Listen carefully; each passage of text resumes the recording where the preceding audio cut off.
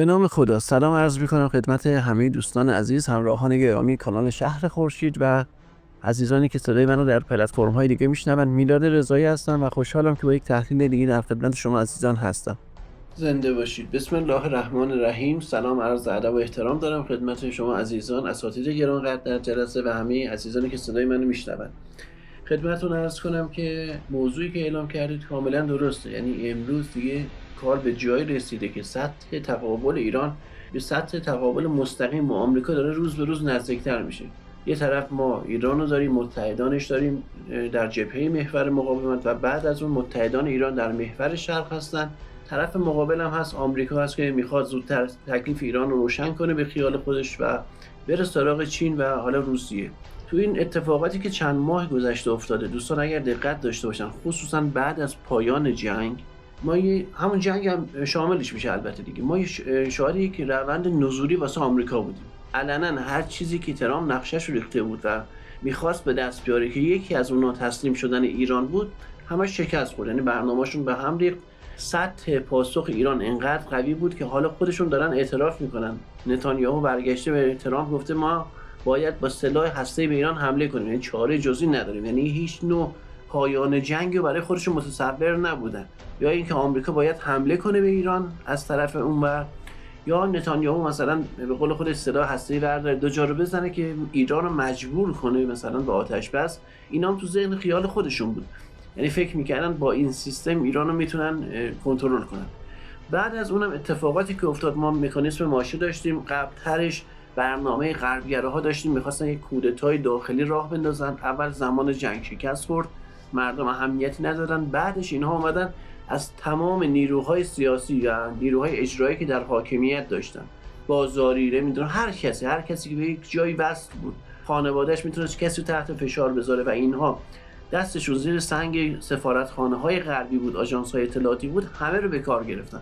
ما شاهد ورود چهره‌هایی به سیاست ایران بودیم، یا بگیم در صحنه سیاست ایران بودیم که اصلا قبل از این اینها میکشتیشون هم وارد نمیشدن، خودشون اصلا اینها اصلا در شأن خودشون نمیدیدن وارد این سیاست ایران بشن. میگفتن ما پدرخوانده سیاسی ایران هستیم، آدم داریم مثل خاتمی باید بره صحبت‌های ما رو انجام بده، بیان کنه، ما چرا باید وارد بشیم. اونو از راندهاش استفاده میکردن. اما الان دیگه خودشون رسما علنا وارد شدن، هرچند که هنوز پشت پرده ها هستن، هنوز جلوش کامل نیومدن، اما همین تحرکاتی که دارن انجام میدن به بهانه مراسم ختم فلان پسر اون آیت الله، نمیدونم مراسم آزادی فلان کس، حالا کاری نداریم، اینها میان حرفایی میزنن که کاملا نشون میده پشت پرده جریان غرب چی هست و چه چیزی ازش خواستن. هدف اصلی تسلیم ایران بود، نتونستن، رفتن جلوتر، گفتن ما میایم داخل ایران رو به هم میریزیم، چطور با مکانیزم ماشه بهانه حمله به ایران ایجاد میکنیم، فشار زیاد بشه روی ایران، سعی میکنیم کاری کنیم مکانیزم ماشه تمدید بشه. برنامه اصلیشون این بودی که چی بشه، که در مرحله اول این قید زمان از برجام بردارن، چون برجام داشت تموم میشد، و این مکانیزم ماشه بشه ابزار دائمی اینها، یعنی هر 6 ماهی بنین رو تمدیدش کنن و هر بار بنین امتیازی بگیرن. و خیلی هم مطمئن بودن که دولت پزشکیان اینو قبول میکنه، حاکمیت ایران اینو قبول میکنه. واقعا هم همه محاسباتشون این بود که ایران کوتاه میاد. یعنی اینها میگفتن ما اینقدر در سیاست ایران نفوذ داریم، کشوری که برجام به این خفت انگیزی تونسته توی ایدئولوژی که امروز ما داریم، ایدئولوژی انقلابی، تحمیل بکنه به رهبر ایران، به حاکمیت ایران، امروز میتونه این تمدید مکانیزم ماشه راحت انجام بده، اصلا براش آب خوردن. اما پشت پرده‌ای که اینها حساب نکرده بودن، عدم استقبال مردم از حرفهای اینها، عدم واکنش بازار به رفتارهای اینها، عدم اعتماد مردم اینها بود که اینها مجبور شدن برای اینکه آبروشون نره خودشون بازارها رو دستکاری کنن. دوستانی که حالا در بخش بازار هستن میدونن از بخش بنکداری این دفعه قیمت ها افزایش پیدا کرد. همون موقع مکانیزم ماشه دورش بود، یک ماه زمانی که تمدید میخواستن کنن یا قرارداد تصویب کنن، از بخش بنکداری ما شاهد افزایش قیمت ها بودیم. بازارها به صورت مصنوعی رشد کرد و خب قیمت ها رو بردن بالا، میخواستن مردم رو بترسونن، هزار تا چیز فشار آوردن، نتونستن. وقتی که نتونستن، کاملا برنامه اینها، اون جریان غربگرای داخل از بین رفت، یعنی اعتماد غرب به اینها نابود شد. امروز اینها اومدن تلاش زیادی داشته باشن توی آبان ماه کارهای انجام بدن. خب داخل ایران واقعا واکنشی نداشتن، دست به دامن کی شدن؟ اپوزیسیون خارجی. حدود 2 سال پیش من یه تحلیلی نوشتم، سال 1402 بود. بله اونجا عرض کردم، گفتم آقا ساختار اپوزیسیون ایران کاملا دیگه تغییر میکنه، سازمان‌های اطلاعاتی میخوان بیان منافقین رو بردارن، اون رده های بالاشو بذارن کنار، ساختار بدنه منافقین رو بذارن اپوزیسیون اصلی ایران، یعنی اون منسجم بودنش و اون قوانینی که داره و عضوگیری ها رو، قانون های شورشی و قانون های نمیدونم تخریبش، اینا رو همه رو نگه دارن و بعد تمام اون فشل هایی که در بخش های مختلف بودن، مثلا طرف پهلوی چی بود، یا حالا پان ترک بود، پان لور عرب بود، لور که نداریم، نمیدونم پان کرد بود، اینها همه جمع بشن بیان برن زیر مجموعه اون آقای اسمش هم یادم رفت، یه بنده خدا حالا اسمش هم، این بیان تو همون مجموعه منافقین به کار گرفته بشن. خب اتفاقی که افتاد، اینها دیدن اون چهره منافقین اصلا واکنش نشون نمیدن، یعنی ایرانی‌ها با اونها به هیچ وجه ارتباط برقرار نمیکنن.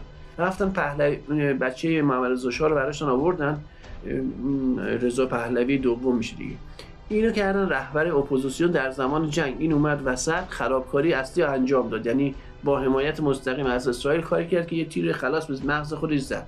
اینو کردنش لیدر به خیال خودشون، با پارسایی که از داخل ایران میمد، اینها آبان ما میان ایران رو به هم میریزن. ببینید بحث نابودی یا از بین بردن حاکمیت اصلا دیگه معنا نداره، خیلی وقته از 7 اکتبر به این ور یواش یواش اینها به این یقین رسیدن آقا هیچ وجه به هیچ طریقی نمیتونن ایران و اینا حکومتش رو از بین ببرن، مگر اینکه یه معجزه‌ای بشه، مردم ایران مثلا یه دفعه یه اتفاقای خاصی بیفته که جلوتر عرض میکنن، اینا یه کاری از داخل کنن، اینا بیان بعد از خارج فشار بیارن و شبیه اتفاقی که در سوریه افتاد تو ایران هم رقم بخوره. چنین چیزی توی ذهنشون بود، مطمئن بودن با هیچ طریق دیگه نمیتونن ایران رو ساقط کنن. حتی حمله نظامی هم که انجام دادن تمام داشتهاشون روی مردم گذاشته بودن، یعنی میگفتن مردم میریزن بیرون به وسیله گروه‌هایی که حالا ما ایجاد کردیم توی هم بخش منافقین، اینها میان وسط میدون، همین که صدای گلوله شلیک شه مردم میریزن تو خیابون. تفکرشون مربوط به سال 1401 و 98 بود، حوادث بنزینی اگه یادتون باشه، دقیقاً اون حوادث بود. خب حالا من نمیگم چرا اینها شکست خوردن، چون سوء استفاده میکنن، یعنی دلایل مختلفی داشت. یکی از دلایلش دیدن دولت آقای شهید رئیسی بود، یکی دیگه از دلایلش که الان اینا مطرح شده و عنوان شده این بود، قدرتی که ایران در پاسخ به اسرائیل داشت و حمایتی که تمام دنیا از ایران کردن باعث شد که اینا مطمئن بشن این اتفاقی که اخیراً افتاده و این بی‌محلی که از طرف مردم ایران شده به این واسطه بوده که مردم ایران قدرت خودشون رو باور کردن و دیدن که حمله‌ای که بهشون انجام شده در اوج مذاکره بوده و نمیشه به غرب اعتماد کرد. یعنی این شده باور مردم، تا جایی که دیگه خود این غربگراها، اونایی که حرف از وفاق می‌زدن یه زمانی، دیگه میگن آقا رهبر ایران چون می‌خواست مردم متوجه بشن این گفتگو رو یا مذاکره با آمریکا رو قبول کرده بود که به ایران حمله بشه، چرت و پرتی می‌بافن دیگه و مردم آگاه میشن، در صورتی که اصلا چنین چیزی نیست، اصلا توی قاموس رهبری نیست که بخواد از هزینه بده از خون مردم ایران که حالا مثلا به یه چیزی برسه. اینها باورهاشونه که میخوان به قول معروف کانالیزه کنن برای بقیه تعریف کنن. ببینید حالا صحبتشو میکنیم. خیلی خوب، این اتفاق افتاد، اینا به نتیجه نرسیدن، تمام تلاششون گذاشتن تو آبان ماه یا کمی شلوغ بازی کنن و به بهانه شلوغ شدن ایران بیان ضربه رو بزنن، حمله کنن، نمیدونم بمبارانی کنن و این چیزا انجام میشه. خب توی آبان هم واقعا اتفاق نیفتاد، یعنی اینقدر مسخره فراخوان داده بودن. یه عزیزی توی یک بخشی بود ایشون به اطلاعات و طبقه‌بندی دسترسی داشت به نحوی، فقط به من اینو گفت به نظرم آبان شلوغ بشه، یعنی نگران بود. اون موقع من بهش گفتم فکر نمی‌کنم، چون اینا ضربه‌ای که در جنگ خوردن فکر نمی‌کنم بتونن به این زودی جمعش کنن، حداقل 6-7 ماه بیشتر زمان میبره. اونم باید این سیستم یه جای دیگه، یه کشور دیگه یا چند جای دیگه اینها راه اندازی کنن، آشوب‌ها رو بیان یه چیزی ازش در بیارن که تو ایران بشه اجرایش کرد. به این زودی نمیشه. بگذاریم حالا اینها نتونستن، مجبور شدن برگردن دوباره به کی؟ به زمان سال 2007-8 که بیان دوباره یک هجمه شدید هسته‌ای علیه ایران ایجاد کنن که بگن آقا ایران میخواد بره به دنبال ساخت بمب اتمی. عرض کردم گفتم اینها مجبور شدن بابت این شکست‌های پی در پی که خوردن، واقعا شکست خوردن. حالا من یه سری اسناد رو میارم بعدا در کانال میذارم، اینها رو شما ببینید که خودشون به جون همدیگه افتادن. برگردن به سیاست‌های سال 2007 و 8 عقب نگرد داشته باشن. کی زمانی که آمریکا اومد دوباره با علم کردن فعالیت‌های هسته‌ای ایران که اینها میخوان بمب بسازن، یک اجماع جهانی علیه ایران تشکیل داد. الان تنها راهی که اینها به نظرشون رسید که برگردن دوباره به همان زمان، که این هم جواب نمیده. چرا؟ چون یک دولت دموکرات میخواد این کار انجام بده. ترامپ نمیتونه هماهنگی جهانی جمع کنه. ترامپ کسی اصلا محلش نمیذاره، اعتمادش نمیکنه. اما چاره‌ای نداره، مجبوره. یعنی دستش چیزی دیگه بر نمیاد. میخواد هر جوری شده برگرده اون دوران، مثلا بگه آقا ایران داره بمب اتم میسازه، ایران داره خطرناک میشه برای بقیه کشورها، عربستان تو احساس خطر کن، داد و فریاد کن، امارات تو این کارها رو انجام بده که یک حالا اقلیتی تشکیل بدن اگر یک زمانی خواستن دوباره به ایران حمله کنن این اقلیت باشه. ولی خب این اصلا بذارید کنار، یعنی حمله به ایران رو فعلا بذارید کنار، موضوعش جدا بحث می‌کنیم. این اقلیت هم به نظر من برای چاپیدن اعراب هست، یعنی اون ایران هراسی میخوان ادامه بدن که اگر ایران هراسی قطع بشه یعنی اسرائیل عمرش تمومه، یعنی شیشه عمر اسرائیل میشکنه. چرا؟ چون تنها دلیلی که اینها تونستن اعراب جمع کنن به اسرائیل نزدیک کنن دشمنی با ایران بود. خب اگر ایران هراسی نباشه اینا با چی دشمنی میخوان کنن؟ نزدیک میشن به ایران، روز به روز بیشتر میشن و عملا اسرائیل میره کنار رینگ گیر میفته، ایران میره سراغش. خب مجبور شدن برگردن اونجا. الان امروز تو در شورای حکام یه جلسه تشکیل شد، اومدن که رأی گیری کنن آقا ایران تو رو خدا برگرد دوباره، نمیدونم دیدارها رو انجام بده، بازرسا برگردن تو ایران بازرسی انجام بدن، در مورد اون 60% صحبت کن. خب مقامات ایرانی اخیراً دوباره تکرار کردن، گفتن آقا شما بمباران کردید، گفتیم همه رو زدیم، نابود شد رفت دیگه، ما دسترسی نداریم. چرا این کارو کردن؟ چون اصلا بحثشون اون 60% نیست. اینها خودشون الان اعلام میکنن ایران رفته به سمت سیاستی مثل کره جنوبی و ژاپن. چرا این دوتا رو میگن؟ چون اسم اسرائیل رو نیان بیان کنن. سیاست این که ایران میتونه ساخت بمب اتمیش انجام بده اما اعلام نمیکنه. همین الان کره جنوبی و ژاپن هم در همین وضعیت هستن، اما میخواستن مثال بزنن بعد میگفتن مثل اسرائیل. چرا؟ چون بمب اتم داره نمیان به قول معروف رسما اعلام کنه. خب ایران هم داره میره به اون سمت، اما چون باز اسم اسرائیل وسط بود اومدن گفتن ایران داره میره به سمت رفتار کره جنوبی و ژاپن که به ساخت بمب هسته‌ای نزدیک بشه. دقت کنید توانایی ساخت رو داره، مثلا یه هفته 10 روز 20 روز هر چیز. بعد مرحله آخر استاپ کرده و خیلی خطرناکه. 6 ماه دیگه ممکنه ایران هسته‌ای بشه. الان اورانیومی که داره برای 20 تا 30 تا بمب کافی و از این حرفا دارن تکرار میکنن. عملا همون جلسه شورای حکام فکر می‌کنم 32 تا کشور باشن دیگه امروز برگزار شد، نصف بیشترش، یک سومش که اصلا کاملا منتفی رأی دادن. کشورهایی مثل روسیه و چین و ونزوئلا و پاراگوئه اگه اشتباه نکنم، یا اروگوئه یادم نیست، یه سری کشورها مثل این مثلا رأی منفی دادن و آمریکا حالا با اون کشورهایی که داشت چون اونها اومدن ممتنع رأی داده بودن تونست حالا اکثریت رو به دست بیاره و این رأیگیری تصویب بشه. اما با این حال شما میبینید دیگه اصلا اون تجمیع گذشته رو ندارن. قبلا وقتی آمریکا میگفت ایران هست نمیشه، ما باید دعا میکنیم یکی دو تا کشور بیان مخالفت کنن، چون حتی چین و روسیه هم نهایتا میرفتن میگفتن ما ممتنع رأی میدیم، مخالفم نمیکنیم ممتنع رأی میدیم.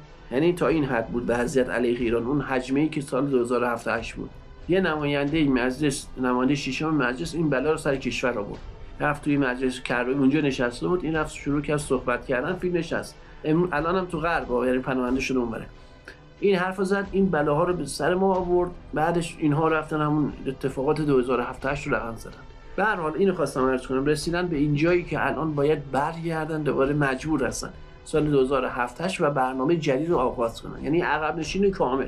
از جایی که اینها میگفتن حکومت ایران کارش تمامه، ما آماده شدیم برای حمله، 20 سال به قول اون اسرائیلی کارشناسش که میپرسه مجری ازش، میگه بالای 20 سال ما داریم آماده میشیم برای این حمله. از دهه 90 مثلا تمرین کردیم، زیرساخت آماده کردیم. راست هم میگه، حداقل 15 16 سال بیشتر اینها رفتن در بخش نفوذ در داخل ایران کار کردن. چون این که شما بیاید گروه ایجاد کنی و این گروه ها ببینید از سال 88 لو نره، سال 98 لو نره، بین اینها شلوغی‌ها لو نره، سال 401 با همه اون شلوغی‌هایی که اینا همه نیروهاشون آوردن وسط، اینها لو نرفتن و حفظ شدن. ببینید سال 1401 ایران اطلاعاتش اومد با پهپاد رصد میکرد و خیلی از گروه‌هایی که اینا فکرشو نمی‌کردن شناسایی کرد. بخش عظیمی از اینا توسط جاسوس‌های ایران لو رفتن، ولی یه هسته بود که اینها اصلا بکارگیری نشدن. هسته رو نگه داشته بودن برای چنین روزی. فقط هم کار اسرائیل نبود، تک تک سازمان‌های اطلاعاتی غربی یک بخشی به نام بخش خفته رو آماده کرده بودن. به این بخش دستور دادن شما میای اینور اونور آموزش می‌بینی، برمیگردی ایران، حتی حرفای انقلابی تو رو میزنی، ریش میذاری، نمیدونم فلان میکنی، حق نداری به یه سنگ بندازی توی شلوغی‌ها. شما باید بمونی برای روز مبادا. بقیه میشن نیروی به قول معروف سیاهی لشکر شماها در روز مبادا. از این افراد بخشش از خارجی ها بودن که پناهنده شده بودن ایران، اتباع بودن، اینها رو آموزش دیده بودن، اطلاع بهشون گفتن شما وظیفت اینه که برید مثلا فلان پایگاه رو فتح کنید. خب شوخی بردار نیست، همه چیز رو انجام میدن. کسی که میاد این حجم از موشک و پهپاد میاره داخل ایران، از حفره اطلاعاتی استفاده میکنه. ببین اصلا غیر ممکنه شناسلو نره این اتفاقات. مگه میشه کشور به این گستردگی، سازمان‌های اطلاعاتی به این گستردگی یک مورد نباشه که آقا تو اخبار بشنید اطلاعات رفته یه خونه گرفته باشه، تو اون خونه مثلا پهپاد داشتن میساختن؟ تو این 2 سال شما چنین چیزی شنیدید؟ پهپاد اسرائیلی میساختن؟ اصلا نبوده. آیا لو رفته؟ قطعا لو رفته، ولی سرپوش گذاشتن روش، یعنی از نفوذ داخل سیستمی خودشون هم استفاده کردن. همون جور که ایران در اسرائیل نفوذی داره، در مقامات اسرائیل داره، اونها هم دارن و همه رو گذاشتن اومدن جواب نگرفتن دیگه. ضربه‌ای که خوردن انقدر سنگین بود که امروز اسرائیل از اون مرحله‌ای که خودشون میگفتن شبه خدا هستیم، هیچ کس با ما کاری نداره، جرئت ندارن داشته باشن و هر غلطی بخوایم میکنیم و هر کس هم هر چی میخواد بگه نهایت ترورش میکنیم، رسیدن به جایی که پیام دادن که آقا تو رو خدا نمیدونم رئیس نمیدونم فلان دادگاه بین‌المللی رو عوض کن، دیوان فلان رو عوض کن. چرا؟ چون مقامات ما رو توی لیست گذاشته. این زمینی که اینها خوردن واقعا دردناک بوده براشون. حالا دوستانی که اهل تحلیل هستن میدونن من چی میگم. جبهه مقابل ما آمریکا تنها نبود، اسرائیل تنها نبود، هژمون غرب بود. تمام وجودش رو آورده بودن، کشورهای منطقه بودن، سیستم‌های پدافندیشون همش با هم بود. خب شکست خوردن دیگه، یعنی در اوج قدرت اومدن وسط اینجوری ضربه خوردن. حالا در بخش نرم هم مجبور شدن عقب نشینی کنن. حالا از این به بعد چه اتفاقی میفته؟ 2 تا مورد بعد دقت داشته باشید دوستان. اینها بینشون اختلاف میفته. چرا؟ چون این عقب نشینی که افتاده در واقع مثل این میمونه که ترامپ یه تیر به پای خودش زده. عملاً کاری داره انجام میده که دولت‌های چیز انجام میدادن دیگه، دموکرات انجام میدادن. یعنی مسیر جنگی که وظیفش بر عهده جمهوری خواهان بوده رو داره اصلاح میکنه به وظیفه نرم، مسیر درگیری نرم، چیزی که دموکرات‌ها وظیفش دارن انجام میدن. عملاً ترامپ خودش مجبور شده این کارو به خاطر اسرائیل انجام بده. هر کسی دیگری بود ایرانو میذاش کنار، مطمئن باشید. یعنی هر کس از جمهوری خواهان بود حداقل با ایران درگیر نمیشد، میرفت دنبال بدبختای دیگه مثل ونزوئلا، جای دیگه که قوی‌تر برگرده. این برای اینکه حمایتش از نتانیاهو حذف نشه، تموم نشه و نمیدونم مدرک ازش دارن، گندکاریش با اپوزیسیون داره، چه جزیره‌ای که بوده و فلان بهمان، مجبور شده بیاد دوباره در نقش یک دموکرات حالا نقش بازی کنه. به زودی از داخل ایران میشنوید که ترامپ توبه کرده، نمیدونم ترامپ اهل مذاکره است، ترامپ آدم خیلی خوبیه، مشاوراش بد هستن، نمیدونم قبلا خواب نماش شده بود، الان فهمیده ملت ایران چه سابقه تمدنی دارن. نمیگن که ایران قویه، میگن گذشته قوی بوده ایران. این چیز ترامپ فهمیده بعد بیاد پای مذاکره که دوباره شما رو مجبور کنن اون قضایایی که منجر شد به امضای برجام برن جلو. خب چرا این کارو میخوان کنن؟ چون مجبورن دیگه، چاره‌ای ندارن، راهی ندارن. و شما دیدید دیگه خیلی از دوستان کارشناس تو این بعد از خرداد صبح تا شب میگفتن هفته دیگه جنگ میشه، ماه دیگه جنگ میشه. الان که رسیدن به 6 ماه، یعنی میگن یا 6 ماه دیگه جنگ میشه یا میره سال دیگه، بازه شده 6 ماه 1 ساله. چرا اینجوری شد؟ بخشی از این پیش‌بینی‌هایی که انجام میدادن بر اساس اون برنامه‌های نظم آمریکایی درست بود، اما در زمان گذشته جوابگو بود. یعنی این پیشگویی میتونست درست باشه. الان تو شرایطی که متغیری به نام هژمون ایران اومده وسط، واقعا جواب نمیده پیشگویی‌هاشو، پیش‌بینی‌هاشو و شکست می‌خوره. عملاً اینها دیگه با یک ایران قوی طرفن، هژمون بودن ایران رو پذیرفتن. شما تو قضیه نفتکش نگاه کنید، اتفاقی که این سری افتاد با سری‌های قبلی برید مقایسه کنید. سری‌های قبلی چه اتفاقی افتاد؟ یک تجمیع جهانی علیه ایران راه میافتاد، نمیدونم فلان و بهمان. این بار صداشون رو در نیاوردن، چون میدونستن که اون اتفاقی که تو ایران رقم زده در دولتی که امروز مسعود پزشکیان به قول خودشون دولت غربگرا هست، برخواست از دولت نیست، از ساختار حاکمیتی ایرانه و کوتاه هم نمیاد. عملاً داره راهشو جلو میره. اونها هم دیگه اون اتحاد سابق جهانی رو ندارن، صداشون هم در نیامد. حالا قطعاً سعی میکنن شیطنت کنن، اما رفتاری که ایران نشون داد خیلی خیلی حرفه‌ای بود. اینا رو بذارید کنار. عملا در بخش این همین قضیه، این فردی که جزیره داشت، من اسمشو نمیارم چون ویدیو میخوام یوتیوب بعد بذارم، این گیر میدن تو اون فرد خاصی که جزیره فساد داشت. ترامپ مخالفت میکرد، کنگره اومد تصویب کرد که آقا این با یک رأی مخالف و بقیه همه موافق، 2 حزب، که آقا شما باید این اسناد رو پخش کنید وزارت دادگستری آمریکا. و بعد ترامپ آقا من راضی است، یعنی مجبور شد. قبلش خیلی فشار می آورد این کار نکنه. حالا چه اتفاقی افتاد؟ عملا ترامپ از اون 2 حزبی که در سیاست، ویترین سیاست آمریکا هستن، خارج شده یک جریان سوم سیاسی. اینو شما کی میتونی متوجه شید؟ وقتی که اینا میان، یعنی سعی میکنن از رسانه هایی که دارن شروع کنن تخریب کنن اعضای احزاب دیگه رو، چه دموکرات چه جمهوری خواه. و احترام میره به این سمت، اطرافیانش میرن به این سمت، میخوان یه به قول معروف 2 قطبی، طرفدار اسرائیل و دشمن اسرائیل در سیاست آمریکا راه بندازن. چرا این کارو میخوان انجام بدن؟ چون جریان سیاسی کنونی اصلا توان درگیر شدن با ایران رو دیگه نداره، یعنی نمیخوان بیان جلو. هزینه‌اش زیاده واسه اون نماینده ها. مردم آمریکا دیگه بهشون رأی نمیدن. همین الان چون اسرائیل منفور شده، اینها هم از اسرائیل طرفداری میکنن، منفور میشن. اسرائیلی ها و اون لابی که در آمریکا هست و اون یهودیانی که در آمریکا ثروتمند هستن، پول دارن، عملاً میان یه 2 قطبی سیاسی ایجاد میکنن به وسیله ترامپ. یه بخش میشه شاه ترامپ با پشتیبانی اسرائیل و هر کسی که در تیمش باشه از اسرائیل حمایت میکنه، بقیه میشن نمیدونم نجات پرست و نازی و فلان و بهمان. اینها میخوان هولوکاست رو رقم بزنن و از محور شرارت یعنی ایران میخوان طرفداری کنن.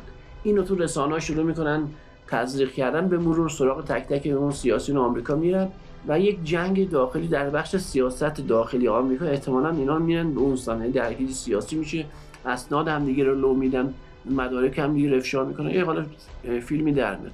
کی جلو این اتفاق گرفته میشه؟ وقتی که یه جبهه خارجی راه بیفته. اینم حواستون باشه، یعنی اینجا حتی ترامپ برای که به این سمت نره و اگر مطمئن باشی که اگر به این سمت حرکت کنی گرفتار میشی گوشه رینگ قفس، ممکنه یه جنگ خارجی مثلا توی ونزوئلا یا یک جبهه درگیری با روسیه راه بندازه.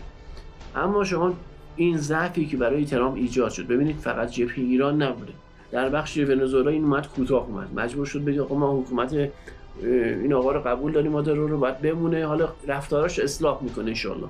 در بخش اوکراین دوباره گفته ما با روسیه صحبت کردیم، به زودی میخوایم یه سری قراردادهای جدید ببندیم، جنگ تموم شه. حرف مفت میزنه، فقط میخواد سطح تنش رو بیاره پایین.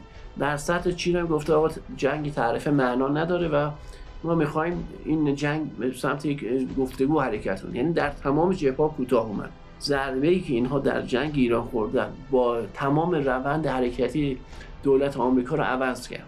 امروز وقتی آمریکا در حیات خلوت خودش نمیتونه به ونزوئلا حمله کنه، شما میتونی بفهمی این چقدر ضعیف شده. امروز آمریکایی که هر کاری دلش میخواست میکرد، حیات خلوتش که هیچ، بغل گوش چین همین رفت جنگ را مینداخت، اصلا براش مهم نبود، هزینه‌شو میداد، دلارشو چاپ میکرد، پولش از بقیه میگرفت، منافعش هم سرشار میشد تو کشورش. الان ترامپی که مخالف به قول معروف سیاست‌های سوسیالیسمه، میگه من میخوام یارانه بدم به مردم آمریکا، چک $2000 میخوام بدم کسایی که زیر $100,000 درآمد دارن، این چک رو بهشون میدم برین یه بار خرج کنید. ببینید چقدر اینها از سیاست‌هاشون افول کردن. این به معنای نابودی یا فروپاشی آمریکا نیست. دقت کنید، اینها به این معناست که این اتفاقات ضعف خودشون رو شناختن، به جایی که سرشون رو بندازن پایین نظارت میخوام مثل یک گاو حمله کنه به طرف هدفش، عقب نشینی کرده، داره خودش آماده میکنه و اتفاقا این حرکات برای ما خطرش بیشتر از اون دیوانه بازی‌های سابقه. دیوانه بازی قدیمش میشه همین هزینه‌هایی که الان رو دستش گذاشته، فاکتورهای سنگین. جنگی که علیه ایران راه انداختن آخرش رسید به اینجا که اجماع جهانیش از بین رفته، هیچ تو متحدان خودش هم دیگه کسی محلش نمیذاره، در سیاست داخلی هم داره ضربه میخوره. وگرنه اینا جرئت نمیکردن وقتی رئیس جمهور آمریکا میگفت فلان چیزو افشا نکنین، کنگره چیکار است دیگه مثلا میگه آقا حتما افشا کن، اونم 2 حزب، حالا یه حزب هم اگه بود میگفتیم درگیری سیاسی. عملا امروز اینا اصلا ترامپ آدم حساب نمیکنن، واقعیت همینه. بخشی از اون جریان سیاست خارج داخلی آمریکا اصلا ترامپ به عنوان یک آدمی میشناسن که سیاست منافع خودش و خانواده‌اش رو ارجحیت میده به منافع آمریکا و اسرائیل. البته اینا اینو باور دارن، میگن آقا حتی همون منافع اسرائیل هم این چون تحت فشار داره قبول میکنه. اول خانواده‌اش هر جایی میره میگه پروژه‌هایی که با داماد من بستی چی شده، بعد بیاد در مورد روابط آمریکا و اون کشور صحبت میکنه، عذرخواهی میکنه. و این اتفاقی است که امروز واسهشون افتاده. حالا تو منطقه ما هم اینها بیکار ننشستن، میخوان اون جریان نفوذ موریانیش خودشون در آسیای مرکزی ادامه بدن، همزمان در کشورهای عربی دنبال ایجاد یک اتحادی هستن به بهانه جبهه آفریقا. من دیشب بود در کانال یک توییت پیام کار کردم، گفتم آقا اینها به زودی یک کشور آفریقایی رو به هم میزنن، ایران یا محور مقاومت بعد اونجا حواس جمع باشه. و جای دیگه هم همینه، اینا فعلا دارن زیرپوستی عمل میکنن، میرن سراغ کارهایی که دموکرات‌ها میکردن، میرفتن از نیروهای نیابتیشون استفاده میکنن. نیروهای نیابتی آمریکا چیه؟ ناهنجاری‌های امنیتی مثل داعش، ناهنجاری‌های امنیتی مثل القاعده. در طول تاریخی که ما تاریخ معاصر آمریکا شما میبینید اینها از نیروهای ناهنجاری‌های امنیتی اینجوری استفاده کردن. قبلش کی بود؟ دزدای دریایی بود، دزدان دریایی انگلیس میمون از اینها استفاده میکنن. و همیشه هژمون‌ها از ناهنجاری‌های امنیتی که امروز ما بهش میگیم تروریست استفاده میکنن یا سوء استفاده میکنن که دشمناشون رو تضعیف کنن. پس در آینده اتفاقاتی که میفته کشور ما میره به سمت ایجاد بحران‌های داخلی توسط نفوذی‌هایی که در داخل هستن، خرابکاری‌هایی که ایجاد میشه، شبیه اتفاقاتی که یک سال قبل از اون 1401 افتاده بود که اینا میگفتن بعد برید به خرابکاری شرافتمندانه برسید. یعنی چاره‌ای ندارن، این خواستشون نیست، خواست اصلیشون، ولی الان زمین بازیش اینه. یک جمهوری خواه به قول خودش اومده داره کارهایی انجام میده که تخصص دموکرات ها هست و این اصلا یه تیر خلاص به خودش محسوب میشه، اما مجبوره چون اسرائیل در خطره. از طرف دیگه ما شاهد اون هستیم که ایران ساختار نظامیش داره روز به روز گسترش میده. بحث جنگنده رو حتما شنیدید، جنگنده‌های پیشرفته وارد شده، اونم تکنولوژیش داره وارد میشه. این خیلی مهمه، یعنی ساختش در ایران قرار رخ بده. ببینید وقتی کشور به یک هژمون تبدیل میشه، ما نمیگیم هژمون 100 هستیم، ما احیا کردیم هژمون ایرانو، بقیه مجبورن در سطح هژمون با شما رفتار کنن. قبلا یک کشوری بوده نهایت قدرت منطقه‌ای محسوب میشدی، میومدن به عنوان یک قدرت یا کشور منطقه‌ای با رفتار میکنن. روسیه به جنگنده نمیداد. چرا بده؟ چون میخواد در منطقه شما نفوذ داشته باشه و شما بهش محتاج باشی. تو سوریه بهش محتاج باشی. اگه جنگنده بهت میداد، حضور روسیه در سوریه چه ارزشی داشت؟ میدونست که فردا روز ایرانی که نیروهای نظامیشو فرستاده اونجا، شهید سلیمانیشو فرستاده اونجا در سوریه به جنگ، سردارهای دستگلشو فرستاده، از فرستادن جنگنده مثلا خودداری میکنه. از این خبرها هست. هممون میدونیم جنگنده ایران با وجود روس‌ها بودن اونجا. تواناییمون یا به قول معروف بضاعتمون اینقدر کم بود که مجبور بودیم روسیه رو بریم بیاریم وسط که اونم از حجم خودش دفاع کنه، اون از منافع خودش دفاع کنه. قطعا اگر ما جنگنده داشتیم و کلاس کاری نیرو هوایی ما چیزی فراتر از امروز بود، هزینه‌ای که ما در سوریه کردیم چندین برابر بازگشت داشت، چون می‌رفتیم در بخش‌های مختلف حاکمیت سوریه، در بخش اون قدرتش هم شما نفوذتو داشتی دیگه. فقط نیروی روسیه نبود که با نظامیان سوری ببنده، با زن بشار اسد ببنده و اون تیمی در داخل خود دولت بشار اسد راه بندازه که منافع روسیه رو فقط تامین کنه. چرا؟ چون نیروی هوایی روسیه اونجا بالای سر اینها بود. تقریبا توقی میخورد عمدن میگفتن یکی سر صدا کنه، روسیه میرفت بمبارانش میکرد، میگه آقا ما هستیم که نمیذاریم اتفاقی بیفته. یا اسرائیل که حمله میکرد عملاً مثلا یه دو تا موشک میزدن، میگفتن ببین هدفمند ما داره دفاع میکنه و هزینه ها رو اسرائیل میدادن و حضورشون تثبیت کرده بودن، اینجوری بگم. اما امروز ایران یک هژمونه، مجبورن مثل یک هژمون رفتار کنه. هژمون یعنی دیگه ایران نیازی نداره که حالا روسیه بهش جنگنده بده یا نده، با ابزارهایی که داره تونسته در منطقه اثرگذاریش رو ثابت کنه. عملاً اینها مثلا دادن جنگنده ها میره قسمت دوم سوم. چین هم همینجور. ما یه موقعی می‌خواستیم کاتالیزور بگیریم در بخش نفتی برای پتروشیمی خودمون، چینی‌ها داشتن نمیدادن به ما. در اوج درگیری با آمریکا هم که داشتن نمیدادن. الان امروز میان نه تنها کاتالیزور میدن، بهتون پیشنهاد ماده جدید میکنن. آقا بذارید ما بیایم فلان کارو کنیم. ایران باعث شده چین و هند نزدیک بشن به هم. آقا هند از محورش غرب داره دور میشه. طبیعی نیست این رفتار هند. طبیعی نیست که آمریکا فروش نظامیشو لغو کنه برای هند. هندی که براش خیلی خیلی مهمه در آسیا. اصلا طبیعی نیست، مگر که محاسباتی که کرده میگه آقا این جنگنده، این بالگردی که من دارم به هند میدم علیه منافع من استفاده خواهد شد. 51% شده، به جای مثلا 49% شده 51%. اینها همه به خاطر تاثیر و اثرگذاری ایرانه. متاسفانه ما مشکلات خود داخلی زیاد داریم و آقایونم یه عده‌شون قسم خوردن که هر جوری میتونن این مشکلات رو تشدید کنن. کسی هم که دیگه نتونه کار کنه مثل پزشکان میاد حرف میزنه، مزخرف میگه که مردم عصبانی بشن. حالا تا حالا نشده اینا موندن که چه خاکی تو سرشون بریزن، اون جریانی که میخواد داخل به هم بریزه. این فشارها به مردم باعث شده که ما نتونیم این حقایق رو انتقال بدیم به جامعه. کی باید انتقال بده؟ دستگاه‌های حاکمیتی، رسانه کو. شما دیدید سلام منم بهش برسونید. رسانه ملی میخواد این کار کنه، سلام بهش برسونید. جای دیگه هم همینجور. امروز صدای جریانی که شما به عنوان تحلیلگر حالا انقلابی میخوای بشناسی، هر اسمی میخوای روش بذاری، که داره واقعیت‌های درگیری‌های ایران با غرب رو میگه، شنیده نمیشه، نباید شنیده بشه. به چند مورد فقط، به چند دلیل مختلف، و فقط بابت آمریکا هم نیست. ببینید غربگراها هم فقط نیست، حتی کسایی که میگن راست سنتی یا فلان کس سیاسی، نمیخوام احزاب و نام ببرن، اینها به ضررشونه، نمیتونن بازی‌های قبل داشته باشن. اینها همیشه دوست داشتن مردم سرگرم باشن، نهایتا حجاب باشه، دو قطبی فلان باشه، خودشون کارا رو پیش ببرن. الان پاشی کج بذاره باید پاسخ بده. و همین دلیل رهبر ایران 100 بارها گفته آقا دانشجوی ایرانی، نمیدونم مردم ایران، سیاست رو باید بهتر بشناسید. کم درک شما از سیاست کشور. امروز مشخص میشه. ما موقع اگه میگفتیم رهبری یک نهاده که خیلی خیلی مهمه ولی برخواسته از اعتماد مردم هست، برخواسته از هویت دینی مردم هست، میگفتن آقا شما چرا داری کفر میگی؟ حرف رهبری این چیز صحبت از من نیست، خود رهبر انقلاب اینو گفته. اما امروز این مورد واقعا مطالبه میشه توسط مردم. یعنی دیگه مثل قدیم نیست همه چی بندازن گردن رهبر. توی بخش رسانی کل جامعه نمیگم، در بخش نخبگانی و نیروهایی که نزدیک هستن به حاکمیت و اینها کسایی هستن که حاضرن هزینه بدن برای کشور در زمانهای نیمه سخت. ببینید جنگ سخت که میشه، ایرانی تو فضا هم باشه میاد میجنگه، اصلا تو اون هیچ به قول معروف تردیدی نیست. یعنی جنگ سخت شد هر جا باشه ایرانی میاد. جنگ نیمه سخت و نرم هست که خیلی از هموطنان ما ممکنه فریب بخورن، ممکنه اونجا راه اشتباه انتخاب کنن. دیگه شما دیدید چه اتفاقی تو این 10 سال افتاده.